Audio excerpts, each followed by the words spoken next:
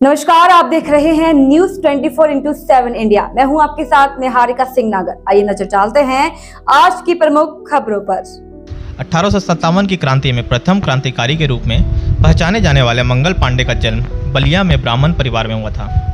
अंग्रेजों ने बैरकपुर छावनी में राइफल के माध्यम से भारत की राष्ट्रीयता भारत पर आघात पहुंचाने का प्रयास किया था। ऐसा कहा जाता है कि पहले कारतूस को मुंह से खोला जाता था और इसमें गाय और सुअर की चर्बी मिली होती थी।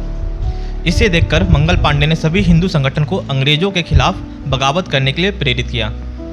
19 जुलाई 1827 को जल में इस महान क्रांतिकारी के लिए सच्ची श्रद्धांजलि यही होगी कि हम राष्ट्रीय एकता, राष्ट्र सर्वोपरि है, श्रेष्ठ और नैतिक मूल्यों की शिक्षा देकर राष्ट्र की अस्मिता और गरिमा बनाए रखें। इस महान देशभक्त को याद करने के लिए ग्वालियर के सेवार्थ जन कल्याण समिति एक ऐसी समिति है जो झुग्गी झोपड़ियों में रहने वाले बच्चों को मुफ्त शिक्षा देती है, क्योंकि कहा जाता है कि अगर व्यक्ति को महान बनना है तो शिक्षा एक अहम भूमिका अदा करती है। तो बस जन कल्याण कार्य में अपनी आहुति देने के लिए सेवार्थ जन कल्याण समिति ने अपना कार्य शुरू कर दिया।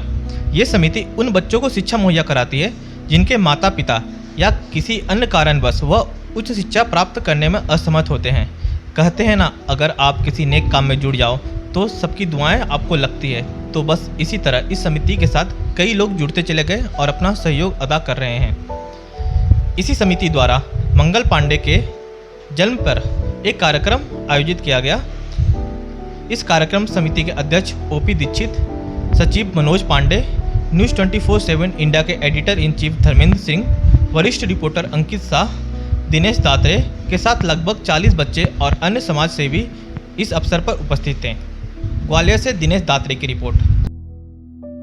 मंगल पांडे की जो जन्मदिन है, जन्म दिवस, इसमें आपने बच्चों को क्या संदेश दिया? किस तरीके से क्रांतिकारी जो हैं आप, जो अभी अपने जो क्रांतिकारी मंगल पांडे थे, उनके विचार और किस तरीके से आपने विचार किए बच्चों को संदेश क्या दिया? संदेश भारत देश की अस्मिता और उसकी गरिमा, उसके गौरव इत्यादि को बनाए रखने के लिए बच्चों की बहुत बड़ी भूमिका है। जब ये राष्ट्रीयता, धर्म की रक्षा, भारत की एकता, करुणा, दया, परोपकार इत्यादि मानवीय मूल्य, राष्ट्रीय मूल्य जब बच्चों के अंदर संस्कार के रूप में जाएंगे तो ये देश सशक्त होगा, राष्ट्र प्रगति पथ पर अग्रसर होगा और हमारे देश की जो विविधता की संस्कृति है वो बनी रहेगी। आपने अभी तक कितने लोगों को से जोड़ा है जो निस्वार्थ सेवा कर रहे हैं? लगभग 40 लोग जुड़े हुए हैं और आज इसी उद्देश्य से हम लोग हर बुधवार और शनिवार को इस बिरला नगर जो ग्वालियर की पाठशाला है उस पर हम लोग आते हैं। कोरोना के प्रथम वेव के समय से संचालित है। यहाँ जो रेलवे ट्रैक पर मजदूर काम करते हैं उनके परिवारों के बच्चे पढ़ने के लिए आते हैं। इन बच्चों में राष्ट्रीयता के मूल्य का समावेश है। इस उद्देश्य से आज मंगल पांडे जी की जयंती है, जो 1857 की क्रांति के अग्रदूत माने जा सकते हैं। इन्होंने धर्मो रक्षति रक्षिता, धर्म की रक्षा अगर हम करेंगे तो धर्म हमारी रक्षा करेगा, इस उक्ति को चरितार्थ किया था। और चर्बी लगे हुए गाय के मांस जिसमें प्रयोग हुआ था उन कारतूसों को यूज़ करने से मना कर दिया था। और ये अंग्रेजों की बहुत बड़ी भूल थी। वस्तुतः वो तो भारत को, भारतीयों को, देश और उसकी संप्रभुता को मानते ही नहीं थे, उनको स्वेच्छाचारी थे। वो स्वेच्छाचारता को ख़त्म करने के लिए भारतीयों का एकजुट होना बहुत ज़रूरी था। और मैं तो कहूँगा मंगल पांडे जैसे अन्य लोगों ने उस समय तत्कालीन भारत में साथ दिया होता तो भारत की स्थिति 1857 में कुछ दूसरी होती जो 1947 में हुई। ग्वालियर में लगभग 11 स्थानों पर, ग्वालियर चंबल संभाग में कुल 14-15 स्थानों पर हमारी पाठशालाएँ संचालित हैं। समाज के प्रबुद्ध वर्ग, उदार मनाह व्यक्ति हमारे साथ जुड़े हुए हैं। जो धन से सेवा कर सकता है वो धन से मदद करता है, जो शिक्षण कार्य में मदद कर सकता है वो शिक्षण कार्य में मदद करते हैं। विभिन्न स्वरूपों में वैचारिक, आर्थिक और शैक्षणिक सब तरह की मदद हमको मिलती है। बिना मदद के तो किसी कार्य को टीम वर्क के बिना किया ही नहीं जा सकता। सरकार के द्वारा कुछ आर्थिक सहयोग वगैरह प्राप्त? अभी सरकार के द्वारा कोई आर्थिक सहयोग नहीं मिला। हम लोगों ने 2.5 साल तक तो बिना किसी NGO के कार्य किया। जो लगभग 40 लोग पढ़ा रहे थे उसमें 10 लोग सेवानिवृत्त थे। कोई मेजर हैं, कोई यूको बैंक मैनेजर हैं, कोई अलग अलग पदों पर हैं, कोई HM है, हेडमास्टर है। और जो बच्चे बेरोजगार थे, बेटियां थे कुछ जो B.Ed कर रही थी, उन्होंने कहा सर हमें कुछ प्रमाणीकरण चाहिए कि हम आपके यहाँ सेवा कर रहे हैं। इस विचार को ध्यान में रखते हुए हम लोग रजिस्ट्रेशन कराया। अभी लास्ट ईयर जून में हुआ है, 22 जून 2022 को, यहाँ तक मुझे डेट याद है। 2022 कन्फर्म है, जून महीने में हुआ है।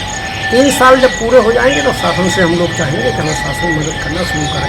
शायद शासन का ऐसा प्रावधान है कि 3 ईयर कंप्लीट होने के बाद ही मदद दी जा सकती है, परंतु समाज मदद करे। बच्चों को स्वास्थ्य जैसी सुविधाओं के बारे में बताना चाहते हैं। बहुत बढ़िया, बहुत अच्छा। हमारा संगठन 3 क्षेत्रों में काम करता है: शिक्षा, स्वास्थ्य और दिव्यांगता। दिव्यांगता के क्षेत्र में हम लोग हर साल स्वर्गीय माधवराव सिंधिया स्मृति राष्ट्रीय टूर्नामेंट कराते हैं, जिसमें 80% डिसेबल्ड अस्थिवादी दिव्यांग खेलते हैं। पूरे राष्ट्र से लगभग 8-10 राज्यों से टीमें आती हैं। प्रतिवर्ष से मई के लास्ट मंथ में आयोजित होता है। गत वर्ष से रूप सिंह स्टेडियम में हुआ था।